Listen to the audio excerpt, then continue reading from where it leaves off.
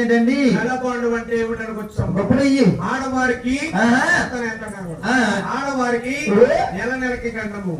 ఆయన 25 రోజుల లోపల ఉంటా. 5 రోజులే బయట ఉంటారు. శంకర సృష్టించిన సృష్టి రక్తమాండ వాళ్ళు సృష్టించారు. నెలకు సరన్న ఆడవారిని మహానుభావుడు శంకరుడు కన్నా తలతో కన్నా కూడా అంటున్నాడు.